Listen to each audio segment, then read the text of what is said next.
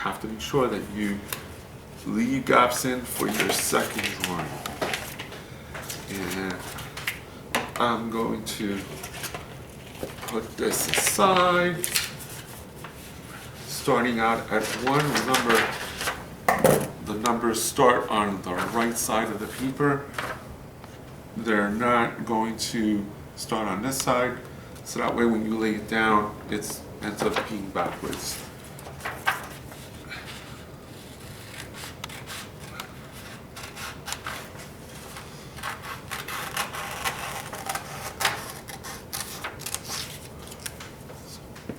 This, or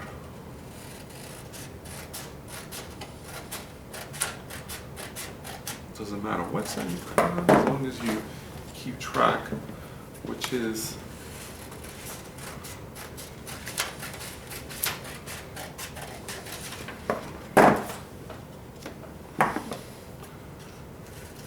I purposely made this drawing a little more muted with the colors, more a cooler palette, not as bright and energetic as the Grand Canyon landscape. That's so that it just provides more of a contrast. You don't want everything to be. I just feel that the contrast of cooler, muted colors, and then the other side, more bright, warmer colors, make the Agamograph work better. It's just a personal opinion.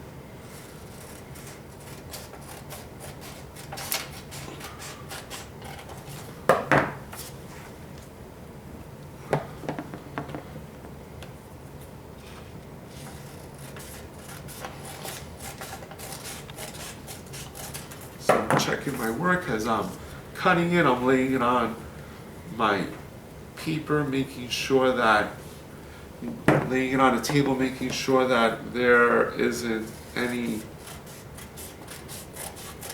confusion as to where they belong.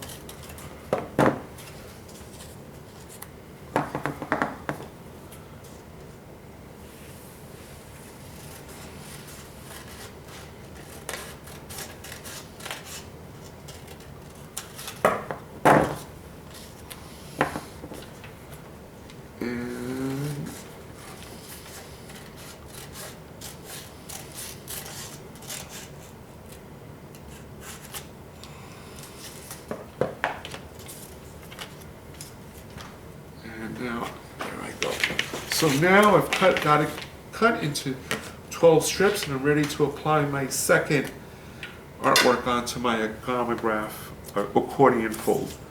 So let's start at 1.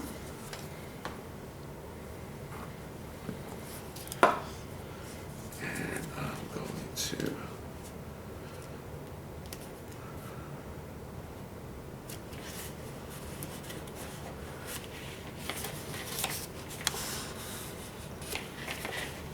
So you see, this is the first drawing and this is the second one I'm starting to put on there. They're all lined up onto the bottom of the paper. And the top, there's no papers kind of coming off. So just like that, I'm going to continue doing that. I'm going to make sure that I have, you don't want to glue it. Sometimes this gets a little tedious. Like that, you want to line it up as right along the edge, kind of making sure I don't go over so that it lines up as perfectly as I can.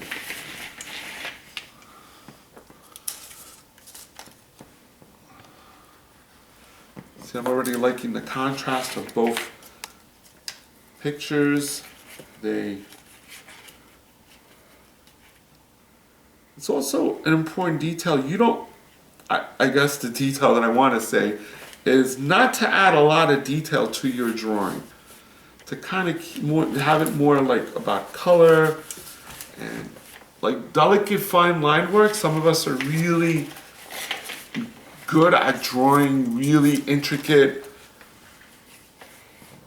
lines, I think it's gonna get lost a little bit. Try to keep it a little more rough, if you will. Like for instance, if I were going to draw, I don't know, like a really intricate building and have all like every window and every floor and you know all the different decor of this building would kind of get lost in this. It's better to keep it a little more about the color and about how they complement one another. So again, I'm lining it up as carefully as I can.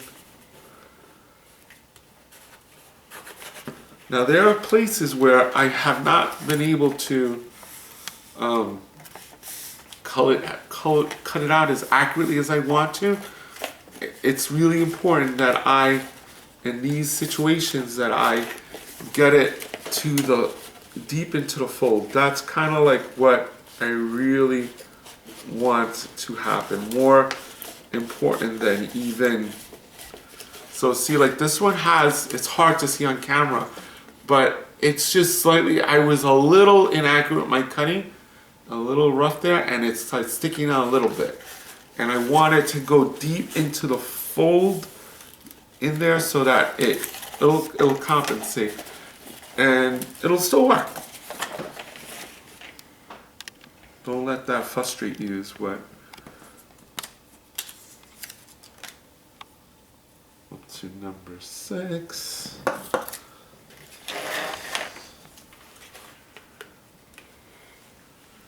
Going all the way to